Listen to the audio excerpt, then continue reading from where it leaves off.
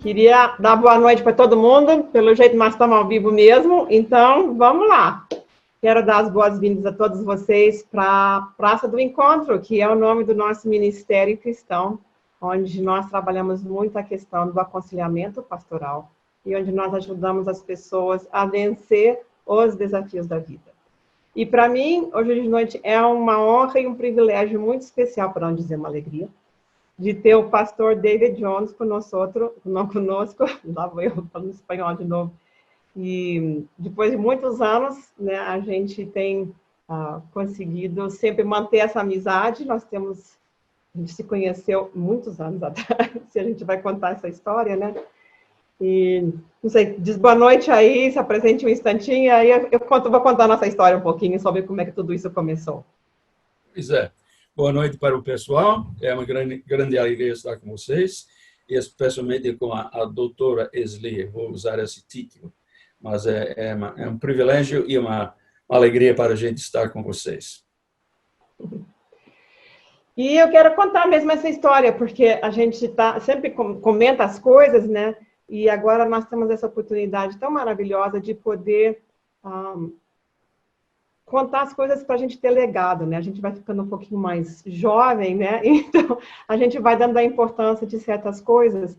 E é uma história muito bacana e eu acho que pode abençoar outras pessoas. Eu conheci o pastor Davi, eu acho que a minha filha tinha uns 3 ou 4 anos, talvez um pouquinho mais. E eu era membro de uma igreja que fala inglês, meu primeiro marido era americano. E fazia pouco tempo a gente tinha, inclusive, se divorciado e tinha sido um divórcio muito doloroso. Eu não conheço divórcios que não sejam dolorosos, né? E eu fui para a igreja no domingo, como de costume, com a minha filha.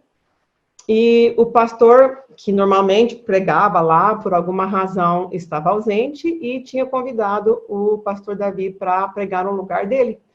E eu não conhecia, nunca tinha visto ele, e ele pregou um sermão intitulado, nunca esqueço, dizia assim: você é o que você ora. E aquilo me chamou muito a atenção. E, como eu digo, eu não me lembro dos detalhes do sermão, só sei que assim, me tocou muito, mas eu lembro do título. E quando a gente saiu lá da igreja, né, que a gente sempre fica lá conversando depois, eu perguntei para eles, bom, e onde é que tem essa reunião de oração? Onde é que vocês se reúnem para orar, né? Porque eu quero fazer parte desse grupo. E ele ficou me olhando assim, meio sem entender. Ele disse, não, a nossa igreja está começando, é um trabalho missionário, a gente está com uma igreja muito pequenininha, na verdade, assim, a gente nem tem, vocês vão então na hora de começar, então vamos começar. E assim começou uma reunião de oração que durou, eu acho que 3, 4, 5 anos. Nós éramos, acho que basicamente umas 4 ou 5 pessoas, assim, em termos nucleares, e vinham outros e saíam, a gente tinha outras pessoas que viam, que participavam, se reunia na quarta-feira de manhã, que não é um horário assim muito normal de reunião, mas era assim, era um grupo pequeno. E foi muito importante, foram momentos de muita importância na minha vida. Eu acho que foi uma experiência que me entregou né, 2 coisas muito importantes, eu acho que eu aprendi nessas reuniões. Uma foi, assim, o poder da oração, de como a oração é importante, de como a gente precisa realmente, né, ter essa oração. E como orar, né? Porque eu acho que muitas vezes, assim, a gente tem essa ideia de, né, ou fazer orações repetidas, ou não saber como orar. E eu tinha uma avó que era eu sou muito abençoada de ter tido avós e avós de muita oração, mas eu me lembro muito da minha avó materna, a minha avó, assim, né, quando a avó começava a orar, o negócio estava resolvido, né? E eu acho que me deu também uma visão, assim, missionária, não no sentido necessariamente de converter todo mundo, né? Apesar de que eu acho que conhecer Jesus é a melhor coisa do mundo. Mas sim me deu uma visão de como a gente pode alcançar as pessoas, né, com a questão da cura emocional. Como psicóloga, né, isso é uma coisa que sempre me interessou muito. E nessas reuniões realmente foi muito importante, especialmente esse desenvolvimento do aprendizado, da oração.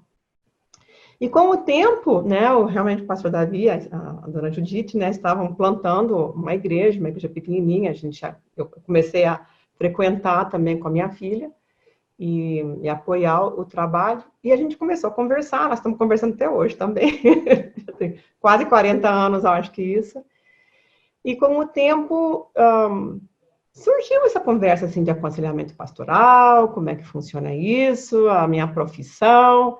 E eu via que de vez em quando ele me olhava meio assim, eu disse, o que será que está acontecendo aqui? Então eu vou deixar ele contar a história dele, porque a história dele também é muito bacana, né? E ele vai falar assim, justamente como é que eu encontrei minha alma, né? E muitas vezes as pessoas vão achar, mas ele não era zumbi, não, sabe?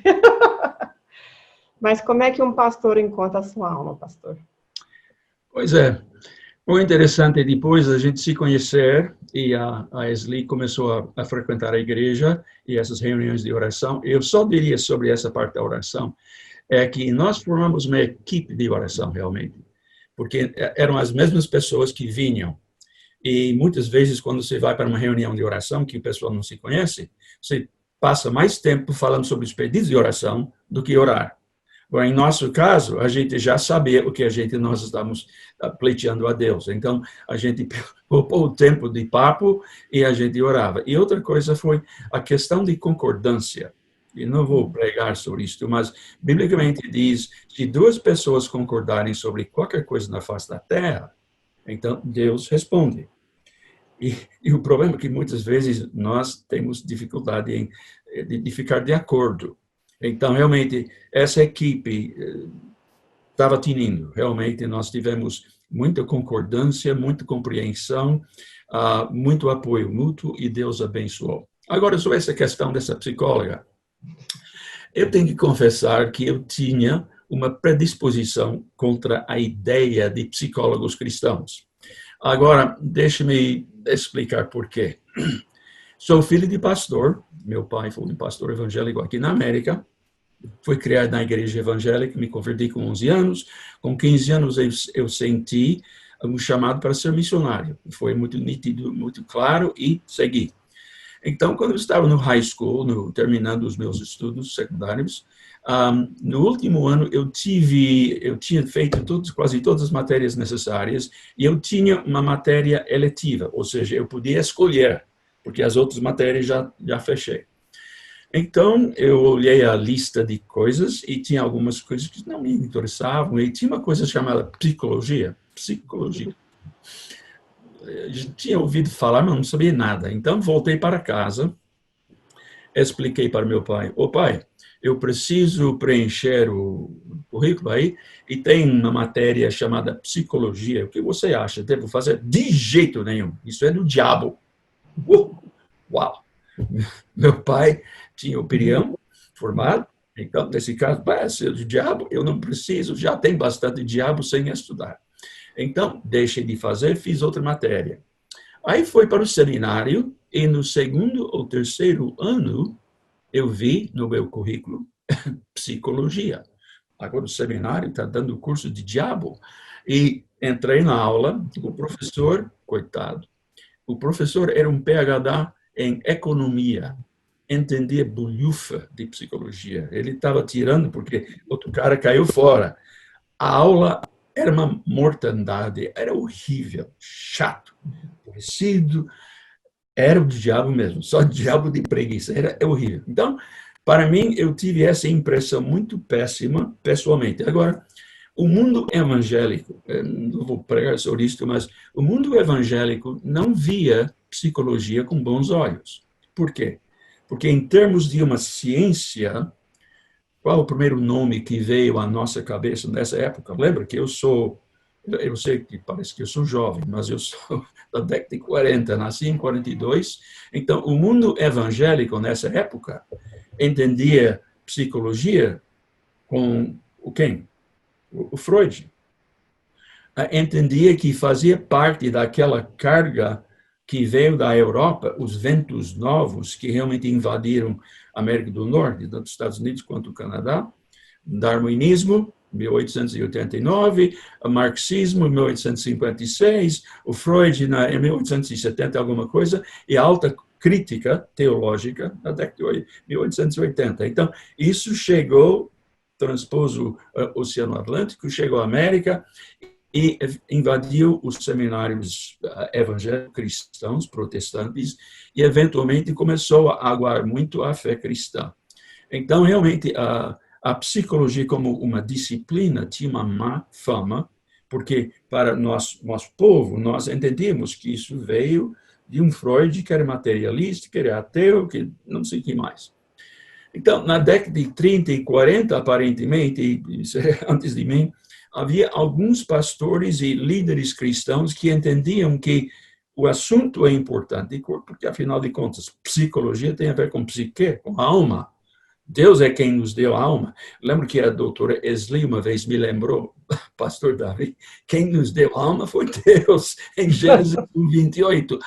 Ah, pois é. Então, se Deus nos deu a alma, essa matéria tem que pertencer a Ele. Então, resultado é que um tal de Paulo Brandt, não sei se você já ouviu falar dele, Esli, mas ele foi o pai da psicologia cristã. Clyde Narramore, Jay Adams, que era de outra linha. Então, vários. Mas em 1958, 59, 60, estava só começando a despontar. Então, eu tinha essa impressão, francamente, péssima.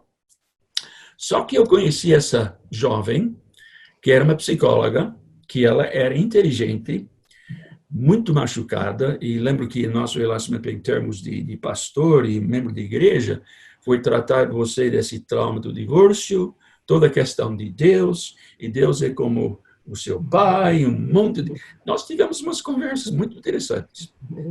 Ela sabia, se você fala mal do meu Deus, eu fico bravo. Então, mas depois de um ano e tanto de convivência, a gente realmente estava começando a se entender, e eu vi que ela tinha realmente um valor, Deus estava usando. Só que de vez em quando ela queria conversar. Eu era um cara muito ocupado, muito busy. E lembro que um domingo de noite, depois do culto, ela veio e disse, pastor Davi, eu gostaria de ter uma conversa com você essa semana. Você pode estar no gabinete? Eu disse, Esli, essa semana está cheia demais, eu não tenho tempo para nada. E ela disse, pois é, você nunca tem tempo para nada, você está sempre busy.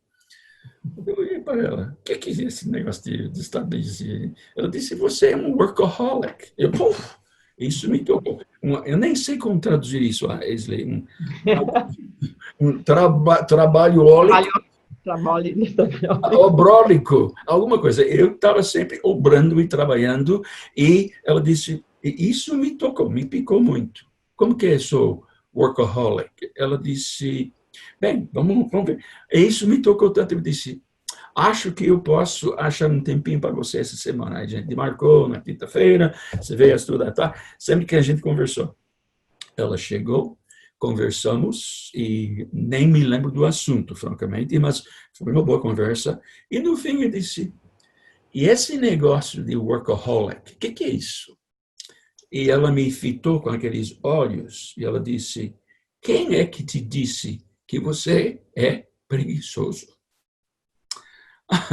Agora, isso faz 40 anos, ainda não conta a história, sem ficar com a voz embargada. Por quê? Porque isso me levou para trás. Estava calculando ontem à noite, de 5 para 6 anos. Sou o último da nossa família, 5 filhos. Eu sou o do Tacho, né? Então, minha mãe estava com 39, 40 anos quando eu nasci. Então, eu adorava o papai sempre ocupado, sempre busy, e quando ele me dava uma hora, eu grudava nele. Ele disse um dia, sábado, a gente vai estar no novo local da igreja. Nós estávamos construindo, literalmente a congregação estava construindo a igreja, meu pai e os membros da igreja. Então, eles tinham comprado um lote que antes era um lixão, então nós tínhamos que limpar, e eles tinham já passado a máquina para fazer um porão, e tinha muita pedra lá, um monte de pedras grandes, assim, pedras mais ou menos. E meu pai disse, eu vou te dar 5 centavos para cada balde de pedra que você leva daqui embaixo, você sobe aquela escadinha e você joga lá naquela pilha, naquele monte de pedras lá. 5 centavos? Agora lembro, isso é 1900 e sei lá, 58, por aí. 48, digo. Então, ele me deu 2 baldes, eu peguei um balde, virei, sentei nele, peguei o balde e enchi. Enchi. Depois mudei aquele, peguei outro, enchi. Os 2 eu levaria, joguei na pilha, trouxe os baldes, cheguei. Ok, papai, eu levei 2 baldes, posso ter 10 centavos? Ele disse, uai, você vai parar? Eu disse, papai, com 10 centavos eu compro bala para o dia inteiro. E era verdade, inflação, né? Então, ele me deu 10 centavos e eu comprei numa lojinha de uma senhora italiana, que lembro dela, muito simpática, ela me deu um sacão, assim, cheio de bala. Eu subi uma árvore e assisti meu pai e os membros da igreja trabalhar o sábado inteiro, achando bacana. Aí terminamos o dia, eu desci a árvore, a gente desceu, tal. E meu pai estava conversando com uma senhora, que era uma enfermeira, uma baita mulher, e ela não me gostava, e era idem, eu não gostava dela, ela achava que eu era mimado, imagina. Então, o último da família. E ele disse, bem, Josefina, parece que meu trabalhador é meio lazy, meio preguiçoso, não é? Ela falou assim, é. E, francamente, eu não sabia direito exatamente o que significava essa tal lazy, esse preguiçoso, mas eu sabia que meu pai não estava contente e tinha a ver com o trabalho. Aí eu conto essa história para essa doutora, chorando, estava chorando.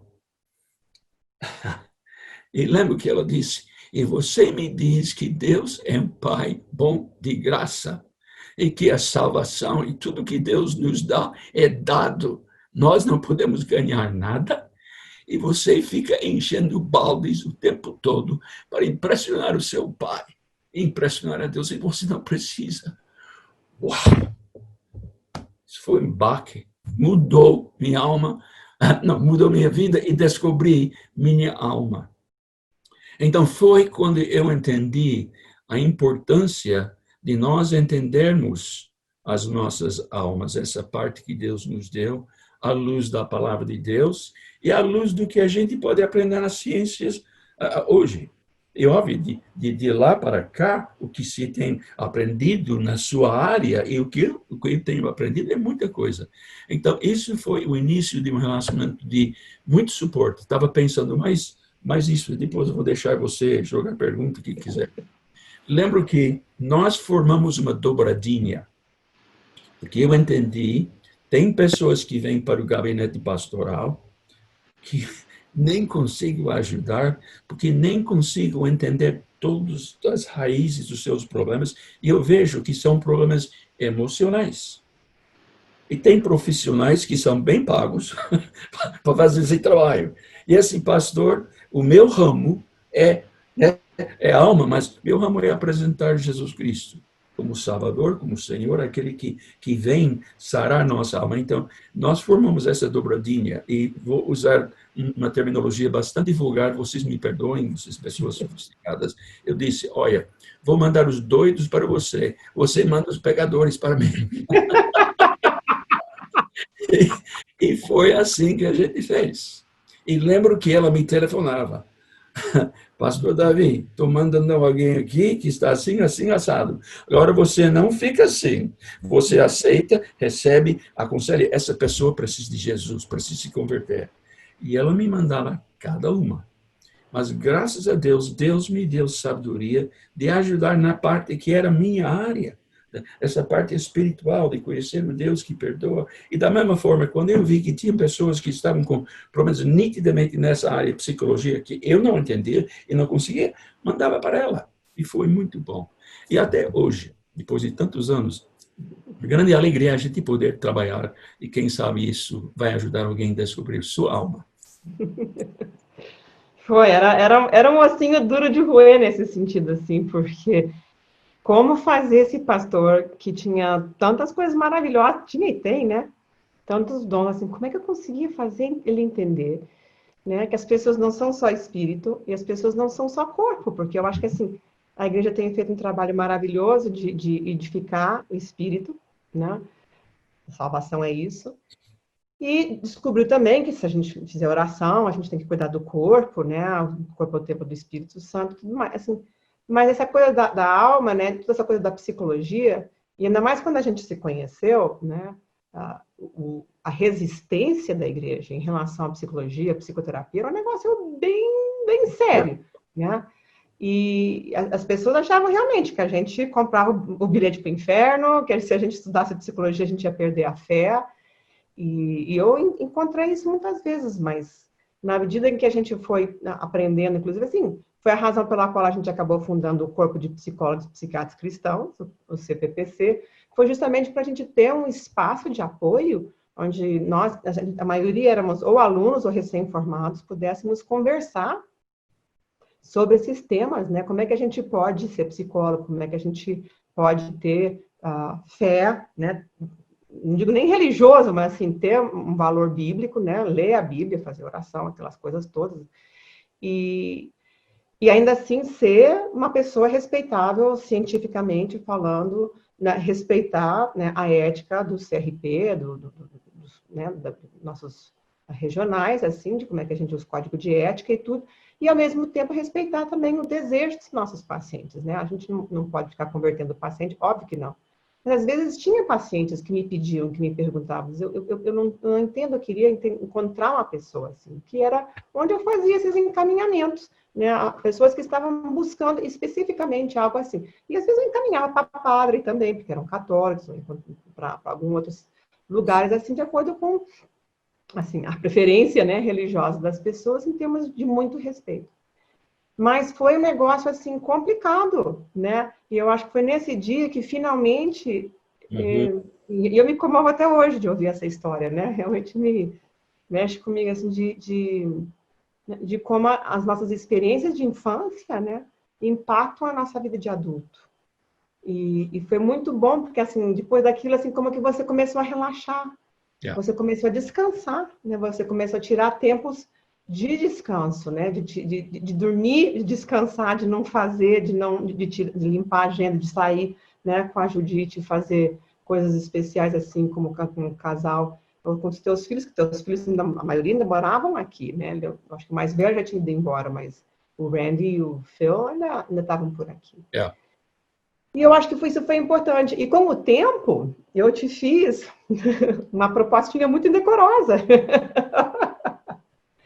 Porque eu comecei a perceber como a gente precisava, inclusive, formar, né, um pastorado, uma liderança da igreja que entendesse um pouco mais de situações graves, né, que às vezes a igreja encaminhava, né? Então, por exemplo, né, mulheres que estavam apanhando em casa. Nós tivemos, eu me lembro que nós tivemos um caso desses na igreja, né, onde uma pessoa, e a gente pensa assim que só pobre apanha, de jeito nenhum, né? As pessoas, inclusive em situações de muito dinheiro, de muitas posições, assim, a gente acha que só acontece na rua, nada. Acontece realmente no escondido de casa, né? E de lares cristãos, né? Muitos, infelizmente, inclusive até em lares de pastores ou de líderes cristãos. E as pessoas, às vezes as mulheres, né, tinham situações de violência em casa, situações abusivas, realmente. Procuravam um pastor e o pastor dizia, não, você tem que ficar com a sua esposa, você não pode romper o casamento. E às vezes isso resultava até na morte da esposa, né? Pela violência, né, do esposo. Então, assim, eu comecei a pensar, escuta, todo mundo tem direito a cometer os seus erros, né? Porque, né, ninguém é perfeito e a gente, às vezes, pisa na jaca mesmo. Mas a gente precisa dar uma formação para os nossos pastores, para os nossos líderes, onde pelo menos não cometem erros graves com risco de vida.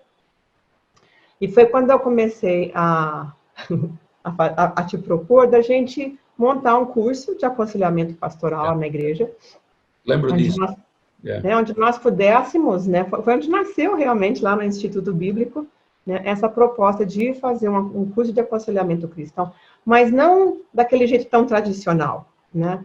Hoje, nosso seminário de Asas de Cura, né, é onde desemboca, né, esse curso. Mas nós tivemos, acho que umas 10 pessoas, você foi meu aluno. Você teve a humildade de ser meu aluno. Isso foi um negócio assim que me que me chocou de uma forma muito bonita e bacana, assim, porque você sentou lá junto com todos os outros, né? Alguns eram seminaristas, outros eram pastores, outros eram assim, moças que estavam querendo fazer aconselhamento na igreja, em outras igrejas, porque a gente não tinha uma denominação, a gente só aceitava. A gente pedia que eles tivessem algum tipo de formação bíblica, porque a gente não entrava nessa parte nem doutrinária, não sei, mas a gente estava toda essa parte do psicologia do desenvolvimento, a psicologia da personalidade e o manejo, né, pastoral no aconselhamento. E foi uma das experiências muito bonitas da minha vida, né? E foi assim, foi todo um trabalho de formiguinha, de chegar no ponto em que eu pude te propor isso, né?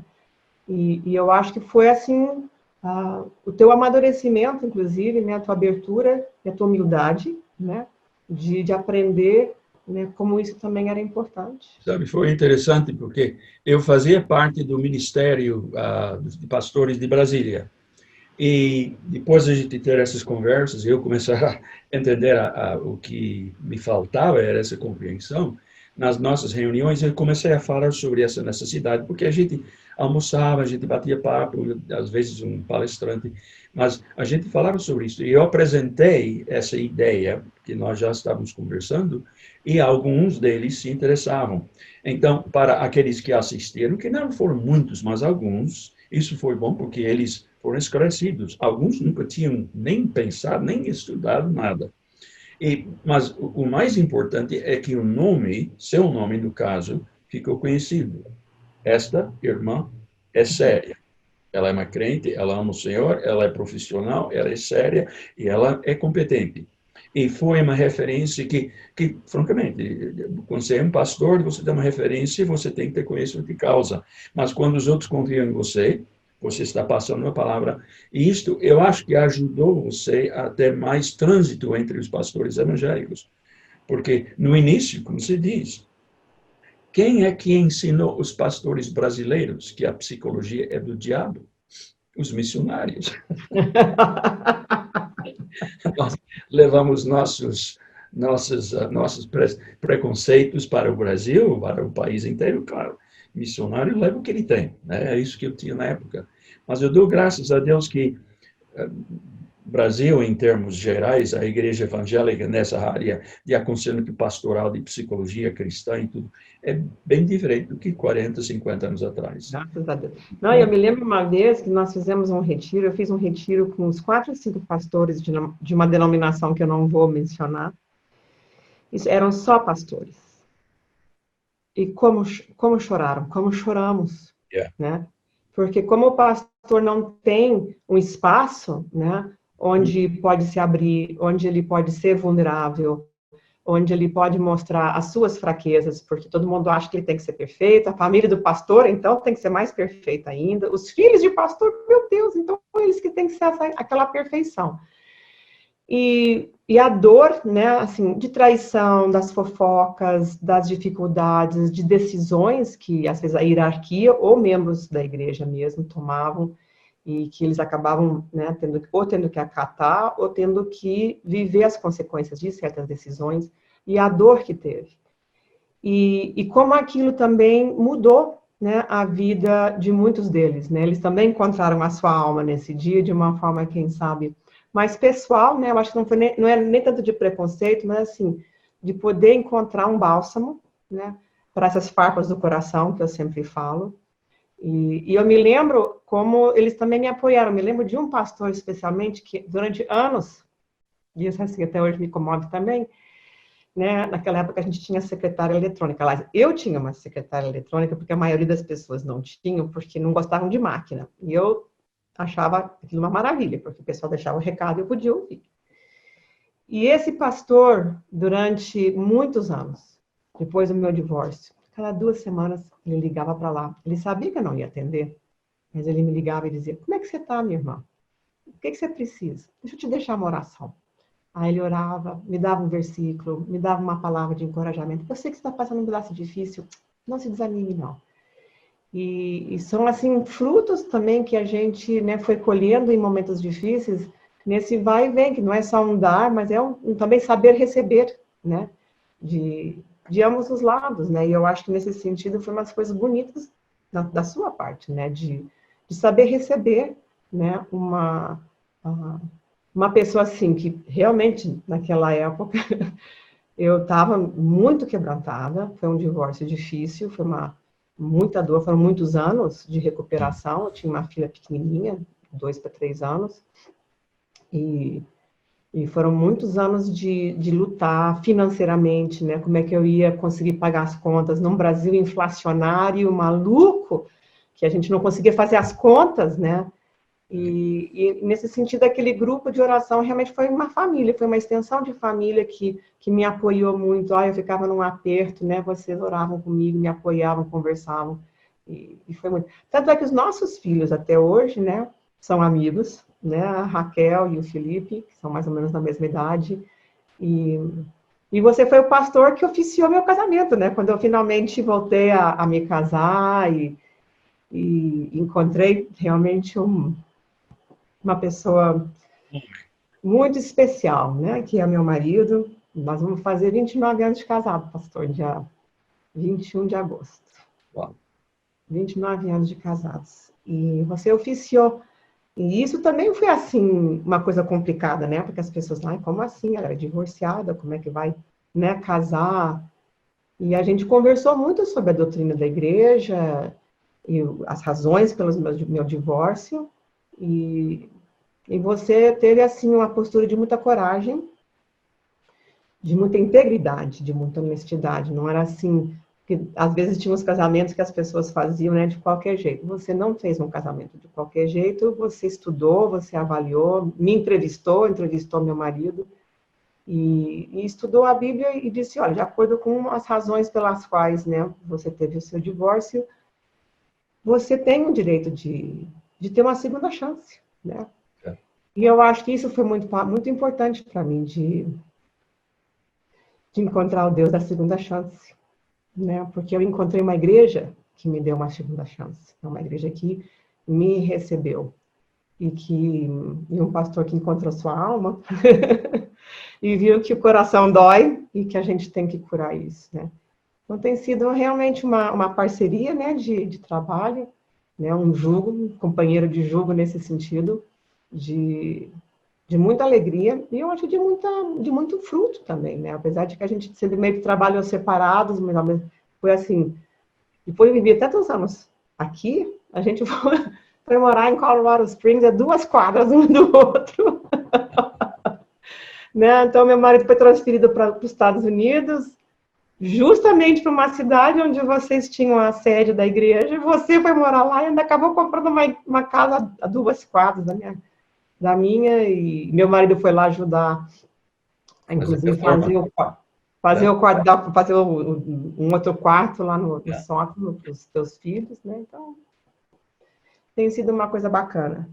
Se você pudesse dar um conselho para outros pastores, se você pudesse dizer assim, olha, eu acho que isso é importante que as pessoas entendam, os pastores das igrejas, os líderes da igreja, em relação a esse tema, o que você diria? Bem, eu diria, se nós cremos que a Bíblia é verdadeira, e creio que eles creem também, então, como a gente comentou, em Gênesis 1, capítulo 1, diz, e Deus fez homem e mulher e os fez alma vivente. Então, o originador dessa questão de alma é Deus. E como no meu caso, essa coisa de preguiça tinha a ver muito com meu pai, Adão e Eva, o pai deles era Deus, o Criador. Então, um pai perfeito, além do mais, hein? Pai perfeito, porque meu pai não foi perfeito. Meu pai foi um homem bom, muito bom, mas perfeito não é.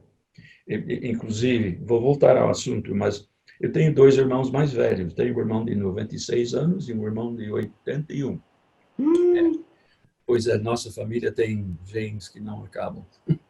E os meus irmãos mais velhos e outro irmão que faleceu faz alguns anos, ainda estão aborrecidos com o papai. Porque ele foi criado na velha escola, né? Você poupa a vara, estraga o filho. Então, a vara nunca foi poupada em casa, nem o cinto. Então, porque meu pai era muito rígido e eles ficaram ficaram ofendidos, ficaram aborrecidos com eles e nunca perdoaram. porque meu pai não foi perfeito, mas foi, ele... Bem, quando eu comecei a pensar sobre esse negócio de pai, você que me ajudou, quem é que foi o modelo de pai para meu pai? Tudo que eu ouço do meu avô, que eu nunca vi, porque ele morreu antes de eu nascer, ele era ruim mesmo. E é difícil dizer isso sobre a Santa Vó, a mãe dele era ruim também. Então, meu pai não teve um modelo de pai muito bom. Então, eu creio que ele fez o melhor possível. Graças a Deus, nós tínhamos a nossa mãe, que era a Santa Beatriz, que ajudou a amolecer um pouco. Mas o caso é isso. Eu disse para meus irmãos, papai não foi perfeito. Ele errou em muita coisa. Mas quando ele estava sendo severo, é porque ele estava tentando nos poupar. Ele era da roça, veio para a cidade grande, ele vê os perigos, vou fazer a cerca bem forte. Eventualmente, o filho tem que ver o que está no outro lado da cerca e tomar suas decisões. E a diferença entre eles e eu é que eles não entendiam. Eles vão encontrar o seu pai nos céus e vão ter que se resolver lá. Que faça nesse lado da terra. Então, voltando para os pastores, se tem algum assistindo, nós temos que ter uma teologia de Deus como o Pai da alma.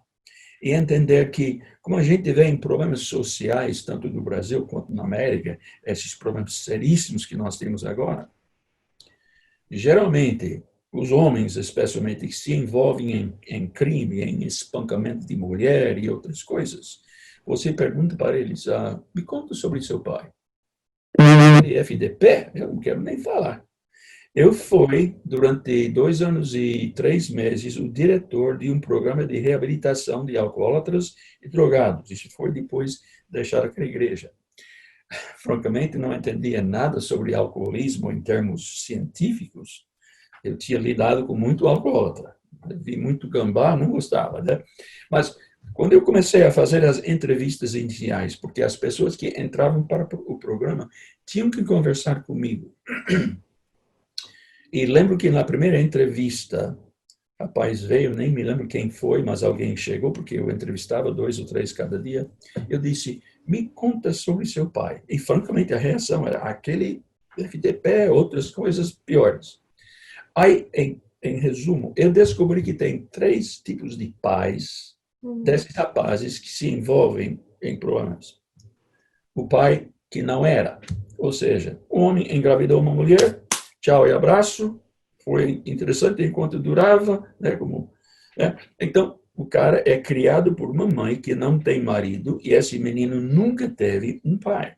Então, o pai que não era. Aí tem o outro, o pai que havia e que queira Deus que não tivesse. Aí disse, o que você quer dizer? Meu pai engravidou a mamãe, ele veio, não veio, né? Ele era ruim, paca, batia na gente, era horrível. A gente estava feliz quando ele saía de casa. Então tem o pai que não existe, tem o pai que existe, mas é ruim demais. E depois, outro cara me contou um dia, isso foi uma raridade, mas foi um terceiro tipo. Ele disse que o pai dele era um alcoólatra funcional. Me explique isso. Durante a semana, papai trabalhava direito. 8 horas por dia, bom trabalho, bom trabalhador.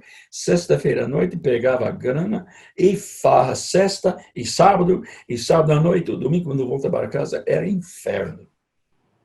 Então, ele chama good father, bad father. Pai bom, pai ruim. Aí eu estava começando a falar sobre Deus Pai. E foi nesse assunto, nos disse, como é que eu posso falar com Deus Pai? Eu nunca tive um pai, nem sei o que é pai. Uau! Então, nessa teologia de Deus Pai, nós temos que entender que é fundamental que a pessoa que creia nesse Deus entenda que ele é o bom Pai, que sabe das coisas e nunca erra. A oração dominical que Jesus nos deu começa, Pai nosso, que está nos céus. Seja levantado, seja elevado, seja santificado o teu santo nome. Em vez de aquele miserável, aquele que nem conheci. Lembro de um rapaz que me contou que procurou por seu pai por muito tempo, foi à Flórida, encontrou o pai, depois de muitos anos, bateu na porta, o cara abriu a porta e disse, você parece meu filho, você está fazendo o que aqui? Papai, eu queria te conhecer. Não quis te conhecer naquela época, não te quero conhecer. Pum, bateu a porta na cara dele. E voltou para casa e entrou no álcool. Então, é por isso que essa área eu fico muito, quase que obcecado, porque eu vejo agora o que falta no coração de uma menina que foi abusada, às vezes por um pai, que nunca teve o pai. Então, para nós podermos reconciliar-nos com Deus, nós temos que perder essas raivas que nós temos dele. Eu fui convidado a fazer uma conferência em Joinville, numa igreja pentecostal grande, a maior da cidade, enorme. Foi meio de supetão, nem sabia que eu ia pregar, o pastor pediu que eu pregasse. Foi engraçado porque uma daquelas igrejas que você usa gravata e terno, eu estava meio de jeans e uma camisa qualquer, eles tinham que me emprestar calça e camisa e gravata, e ninguém tinha um paletó suficientemente grande. Eu cheguei, uma gravata branca, uma camisa branca com calça branca, todo mundo com aqueles ternos escuros e gravata escura. Eu disse para o pastor, eu me sinto como um urso polar no meio de uns pinguins. Caiu da cadeira dele. Então, quando ele me falou que vai pregar, e hoje à noite reunião de oração, 8.000 pessoas. Senhor Deus, o que eu vou falar? E Deus me tocou. Conta como é quando eu não respondo às orações como eu devo, conforme eu sei. Aí eu contei a história da nossa nora. Você conhece a história, a Jenny. Faleceu em 2011. Foi muito rápido. Numa semana, descobrimos que ela estava com um tumor cerebral. Na próxima semana, está morta. Mãe de 2 filhos, esposo do meu filho. 34 anos. 31 anos. 31 anos. Bela moça, bela, boa pessoa. E a gente tinha orado. Então, contei a história para eles. E contei para eles que eu tinha que aceitar o fato que esse Deus que é bom permite, às vezes, entes queridos nossos a falecer. E nós sofremos. Eu sei lá por quê. Eu não sou Deus. Eu não sou conselheiro dele. Ele não precisa me explicar. E falei para eles, eu precisava perdoar Deus. Não, que presunção, um ser humano perdoar Deus. Mas nesse sentido, entender que Deus tem o direito de ser Deus. E ele não tem que fazer o que eu peço. Né? Ainda que eu oro com muita confiança e não se sabe do jeito que eu oro. Então, eu contei a história e pensei, porque Deus colocou nessa igreja há um monte de gente que tem passado por situações semelhantes que não mais confiam em mim, porque estão com um pé atrás.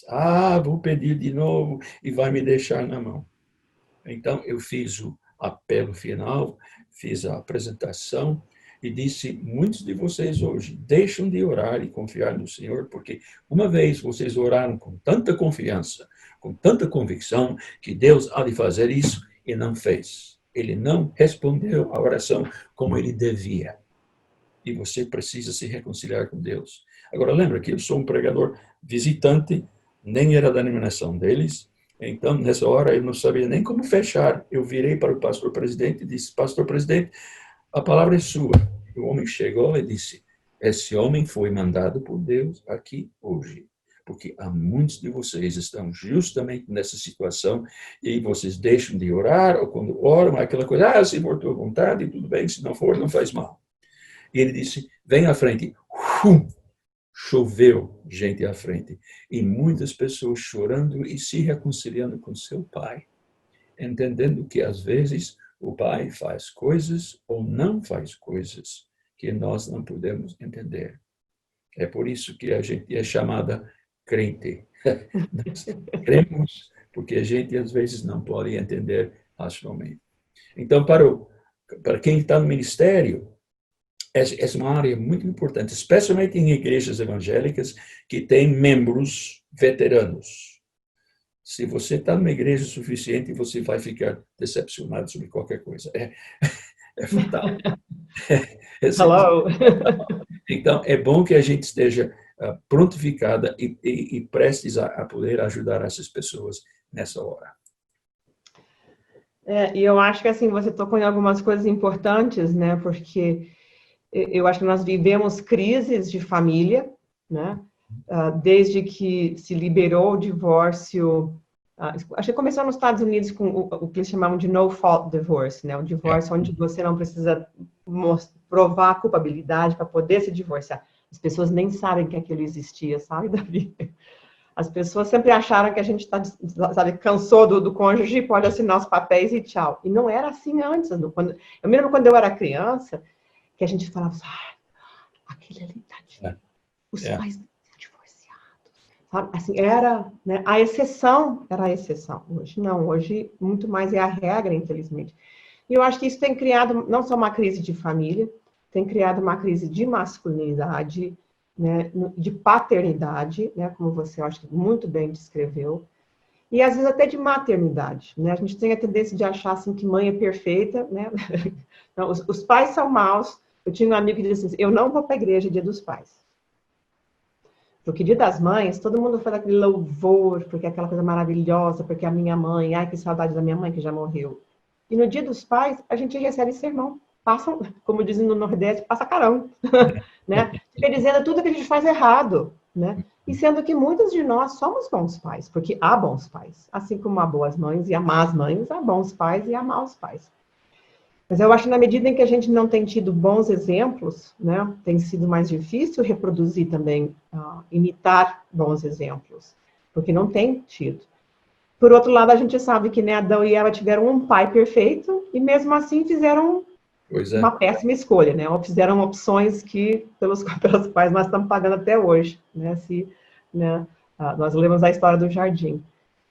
E eu estou muito convencida, né, em termos do meu chamado, do meu trabalho que a gente faz, né, da importância da gente tratar essas farpas do coração, essas que a gente fala assim, as experiências adversas da infância, né? A importância de nós podermos também, como igreja, né, como corpo de Cristo, podermos oferecer, né, essa sanidade para o coração. Né?